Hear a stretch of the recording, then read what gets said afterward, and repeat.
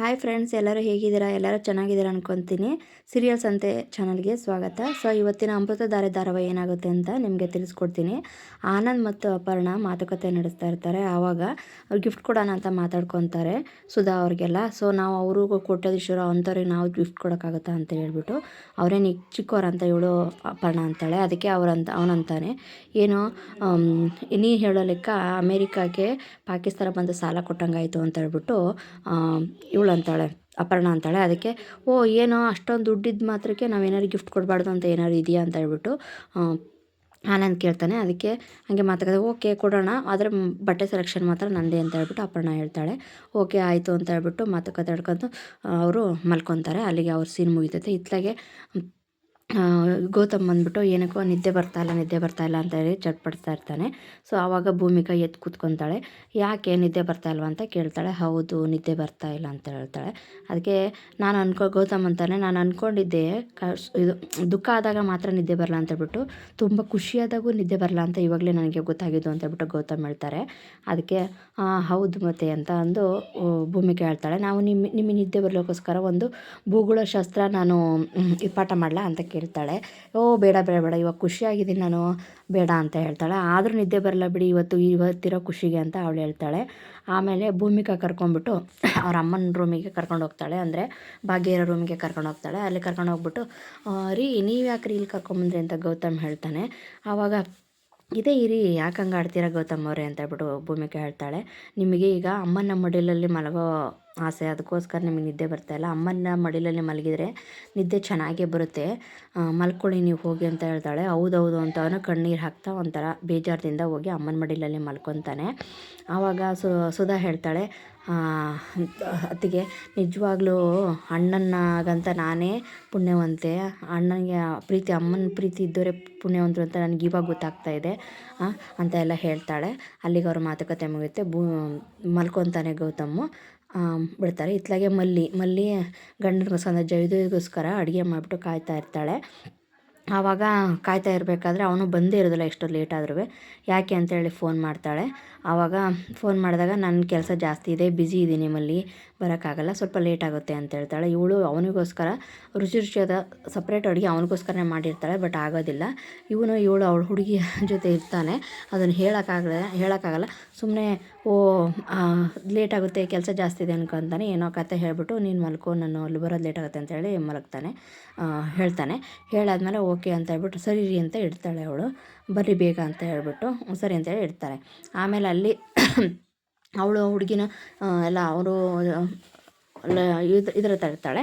So ಅಲ್ಲಿಗೆ ಅವ್ರ scene ಮುಗಿಯುತ್ತೆ. ನೆಕ್ಸ್ಟು ಬೆಳಕಾದ ಮೇಲೆ ಜಯದೇವ್ ಬರ್ತಾನೆ. ಬಂದಾಗ ಅವಳಿಗೆ ಬೇಜಾರಾಗುತ್ತೆ ಒಂಥರ. ಏನು ರೀ ಇವಾಗ ಬಂದಿದ್ದೀರ, ರಾತ್ರಿ ಎಲ್ಲ ಊಟಕ್ಕೋಸ್ಕರ ನಿಮಗೋಸ್ಕರ ಬೇಜಾರಾಯಿತು ಗೊತ್ತಾ, ನಿಮಗೋಸ್ಕರ ನಾನು ನಿಮ್ಗೆ ಇಷ್ಟವಾದ ಎಲ್ಲ ಅಡುಗೆ ಮಾಡಿದೆ ಅಂತ ಹೇಳ್ತಾಳೆ. ಏನು ಮಾಡೋದು, ಕೆಲಸ ಜಾಸ್ತಿ ಇರುತ್ತೆ, ಇವಾಗ ಬಿಸ್ನೆಸ್ ಎಲ್ಲ ಜಾಸ್ತಿ ಇದೆ ಅಂತಾಳೆ. ಏನು ಬಾವರು ಬೇಗ ಬರ್ತಾರೆ, ಪಾರ್ಥ ಅವರು ಬೇಗ ಇರ್ತಾರೆ, ನಿಮ್ಮ ಮಾತ್ರ ಜಾಸ್ತಿ ಕೆಲಸ ಇರುತ್ತಾ ಅಂತೇಳಿ ಅಂತಾಳೆ. ಆವಾಗ ಹಂಗೆ ಅಂದಿದ್ದಕ್ಕೆ ಅವಳಿಗೆ ಅನುಮಾನ ಪಡ್ತಾಳೆ ಅಂತ ಹೇಳ್ಬಿಟ್ಟು ಅವನು ಪಾರ್ಥವನ್ನು ಕರೀತಾನೆ. ಪಾರ್ಥನ ಕರೆದ್ಬಿಟ್ಬಿಟ್ಟು ಎಲ್ಲ ಹೇಳ್ತಾನೆ, ಈ ಪ್ರಾಜೆಕ್ಟ್ ಬಗ್ಗೆ ಏನು ಅಂತ. ನೀವೇ ಎಲ್ಲ ಅಣ್ಣ ಈ ಥರ ಇದೆಯಲ್ಲ, ಏನು ಮಾಡೋದು, ತುಂಬ ಕ್ರಿಟಿಕಲ್ ಇದೆ ಆ ಪ್ರಾಜೆಕ್ಟು, ಅದಕ್ಕೋಸ್ಕರ ನೀವು ನೈಟೆಲ್ಲ ಕೆಲಸ ನಡೀತಾ ಇರುತ್ತೆ, ನೈಟೆಲ್ಲ ಮಾಡಲೇಬೇಕಾಗುತ್ತೆ ಅಂತೇಳಿ ಅವನು ಹೇಳ್ತಾನೆ. ಆವಾಗ ಮಲ್ಲಿ ಓಕೆ ಅಂತ ಹೇಳ್ಬಿಟ್ಟು ಸುಮ್ಮನೆ ಆಗಿ ಸಮಾಧಾನ ಮಾಡ್ಕೊಂಡು ಸುಮ್ಮನೆ ಆಗ್ತಾರೆ. ಇಲ್ಲಿ ಭೂಮಿಕಾಗೆ ಫೋನ್ ಬರುತ್ತೆ ಅವ್ರ ಅಪ್ಪಾಜಿಯಿಂದ. ಅವರಪ್ಪ ಫೋನ್ ಮಾಡಿದ್ರೆ ಅಂತ ತುಂಬ ಖುಷಿಯಿಂದ ಮಾತಾಡ್ತಾಳೆ. ಅವಳು ಮಾತಾಡಾದ್ಮೇಲೆ ನಾವು ಮನೆಗೆ ಬರ್ತೀವಿ, ಅಲ್ಲೇ ಮಾತಾಡೋಣ ಅಂತ ಹೇಳ್ತಾರೆ ಭೂಮಿಕಾಗೆ ಅವರಪ್ಪ. ಆಮೇಲೆ ಅವ್ರ ಅಮ್ಮ ಅಪ್ಪ ಮನೆಗೆ ಬರ್ತಾರೆ. ಮನೆಗೆ ಬಂದದ್ದು ಖುಷಿ ಅವಳು ತಳ್ಕೊಳ್ಳೋಕ್ಕೆ ಅದು ಹೋಗ್ಬಿಟ್ಟು ಭೂಮಿಕಾ ಗೌತಮ್ಗೆ ಹೇಳ್ತಾಳೆ, ಗೊತ್ತಾಯಿತು ಬಿಡಿ, ನೀವು ನಿಮ್ಮ ತವ್ರ ಮನೆಯಿಂದ ಫೋನ್ ಬಂದಿತ್ತಾ, ನನಗೆ ಗೊತ್ತಾಯಿತು ಬಿಡಿ ಅಂತಂದ್ರೆ. ಏನೋ ಎಲ್ಲ ನಿಮ್ಮ ಅಪ್ಪ ನಮ್ಮ ಬಂದಿದ್ದಾರೆ ಖುಷಿಗೆ, ಎಲ್ಲ ರೆಡಿ ಮಾಡ್ಕೊಳ್ಳಿ, ಹೋಗಿ ಏನಾರು ರೆಡಿ ಮಾಡಿರುತ್ತಲ್ಲ ಮನೆಯವ್ರಿಗೆಲ್ಲ ಹೇಳೋಗಿ ಅಂತೆಲ್ಲ ಹೇಳ್ತಾನೆ ಗೌತಮ್ಮ. ಅದಕ್ಕೆ ಹೌದು ಅಂತೇಳಿ ಹೋಗ್ತಾಳೆ. ಸರಿ ಅಂತ ಹೇಳ್ಬಿಟ್ಟು ಆಮೇಲೆ ಗೌತಮ್ಮ ಅವರು ಅಪ್ಪ ಅಮ್ಮ ಬರೋಕ್ಕೆ ರೆಡಿ ಆಗ್ತಿರ್ತಾರೆ. ಬರ್ತಾರೆ ಭೂಮಿಕಾ ಅವರ ಅಪ್ಪ ಅಮ್ಮ ಅವರು. ಬಂದ್ಬಿಟ್ಟು ಎಲ್ಲರನ್ನೂ ಮಾತಾಡಿಸ್ತಾರೆ, ಎಲ್ಲರೂ ಖುಷಿ ಪಡ್ತಾರೆ ಬಂದಿದ್ದಕ್ಕೆ. ಇವನು ಗೌತಮ್ ತುಂಬ ಪ್ರೀತಿಯಿಂದ ಮಾಡ್ಕೊತಾನೆ. ನೆಕ್ಸ್ಟ್ ಅಜ್ಜಿನೂ ಸಹಿತ ಭಾಳ ಖುಷಿ ಪಡ್ತಾರೆ ಎಲ್ಲದಕ್ಕೆ. ಎಲ್ಲರೂ ಮನೆಯವರೆಲ್ಲ ಬಂದು ಸೇರಿಬಿಟ್ಟು ಮಾತುಕತೆ ನಡೆಸ್ತಾ ಇರ್ತಾರೆ. ಎಲ್ಲರ ಆಶೀರ್ವಾದನೂ ತೊಗೊತಾರೆ. ಆಮೇಲೆ ಗೌತಮ್ ಅವರು ಎಲ್ಲ ಚೆನ್ನಾಗಿದ್ದಾರಾ ಅಂತ ಎಲ್ಲ ಕೇಳ್ತಾರೆ. ಮಹಿಮಾ ಅವರು ಎಲ್ಲ ಚೆನ್ನಾಗಿದ್ದಾರೆ ಅಂತೇಳಿ, ಓಕೆ ಎಲ್ಲ ಚೆನ್ನಾಗಿದ್ದಾರೆ, ಎಲ್ಲ ಅವ್ರವ್ರ ಕೆಲಸ ಬ್ಯುಸಿ ಆಗಿದ್ದಾರೆ ಅಂತೆಲ್ಲ ಹೇಳ್ತಾರೆ ಅವರು. ಭೂಮಿಕಾ ತಂದೆ ತಾಯಿ ಬಂದಿರ್ತಾರಲ್ಲ ಅವರು. ಸೊ ಅಲ್ಲಿಗೆ ಅವ್ರ ಮಾತುಕತೆ ಮುಗಿತೈತೆ. ಅಷ್ಟೊತ್ತರಲ್ಲಿ ಪಾರ್ಥ ಬರ್ತಾರೆ. ಅವರೊಂಥರ ಅವ್ರ ಮಗಳನ್ನ ಓಡಿಸ್ಕೊಂಡು ಮದುವೆ ಆಗಿರ್ತಾರಲ್ವ, ಸೊ ಒಂಥರ ಬೇಜಾರದಿಂದ ಅಲ್ಲಿ ಹಿಂದಕ್ಕೆ ನಿಂತ್ಕೊತಾರೆ. ಆವಾಗ ಇವರು ಭೂಮಿಕಾ ಅಪ್ಪ ಬಂದು, ಏನಪ್ಪ ಪಾರ್ಥ ಚೆನ್ನಾಗಿದೆಯಾ ಅಂತ ಅವರೇ ಮಾತಾಡ್ತಾರೆ. ಮಾತಾಡಿದ ತಕ್ಷಣ ಅವನಿಗೆ ತುಂಬ ಖುಷಿಯಾಗ್ಬಿಡುತ್ತೆ. ಖುಷಿಯಾಗಿದೆ ಅವ್ರು ಬಂದು ಆಶೀರ್ವಾದ ತಗೊಂತಾನೆ ಇಬ್ಬರದುವೆ. ಅಲ್ಲಿಗೆ ಈ ಸೀನು ಎಲ್ಲರೂ ಒಂದಾಗಿ ನಗಾಡ್ಕೊತ ಇರ್ತಾರೆ. ಅಷ್ಟೊತ್ತಿಗೆ ಇಲ್ಲಿಗೆ ಇವತ್ತಿನ ಸೀನ್ ಮುಗಿಯುತ್ತದೆ, ಧಾರಾವಾಹಿ ಸಂಚಿಕೆ.